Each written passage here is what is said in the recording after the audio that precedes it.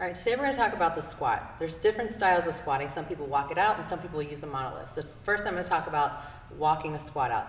Whether you're walking out or using a monolift, the pickup is going to be the same. You're still going to get under the bar, set the bar typically on your shelf of your rear delts. So below that shelf of the rear delt is a low bar squat. So that's going to be a lot of pressure on the shoulders and on the elbows.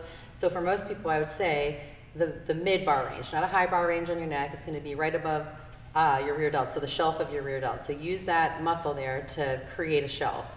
Your hand width is going to be, that's going to be personal preference as well, but sort of like a mid grip with your hands as well.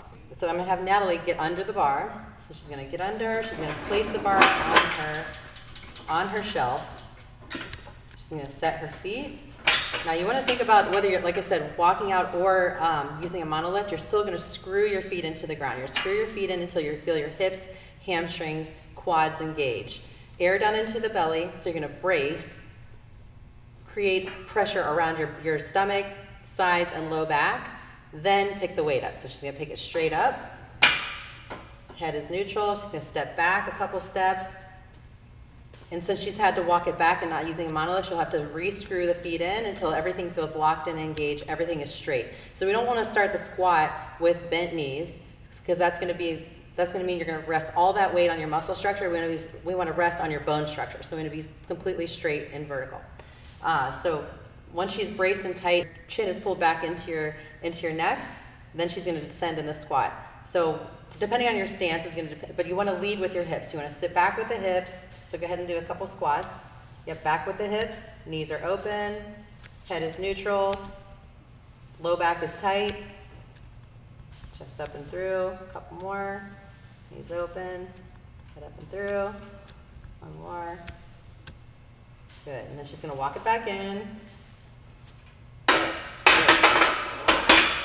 So we're going to reset now and talk about using the monolift. So the monolift is a little bit different because you do not have to walk the squat back. So you're basically going to have to get set before you pick it up. You want to take advantage of the monolift. You want to get under it, get set, so that when you pick it up, you're not readjusting. So everything is going to happen before you pick it up. So you want to be sort of ritualistic with this. You want to come up to the bar, place the bar up against your chest.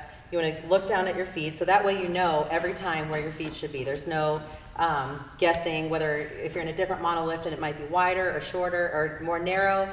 You'll always know by looking down at your feet where they are. And you'll know by looking at your chest where the bar height is, so that way you'll know which height you need on a monolift.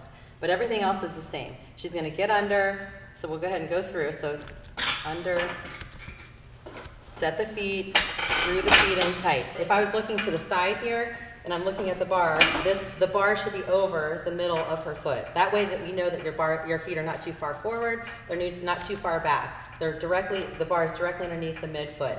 So lats are pulled in tight, so elbows are down. They're not going to be directly down, but you're going to be pulling your elbows down into your lats. So head is neutral, breath down into your stomach and brace. She's going to pick it up. Good. See, there's a little bit of a pickup, but you want to have the height set not so high that you have to pick it up over the hook, and not so low that you almost do like a quarter squat to get it out. So just a little bit, about an inch and a half or so to take it out. So I'm going to pull the hook of the monolift, and then she's going to be ready to squat. So a couple reps, hips back first, knees open, and up. Good.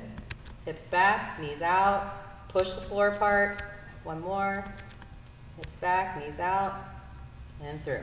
When done with the monolift, the arm comes in, and then she can set the bar straight down.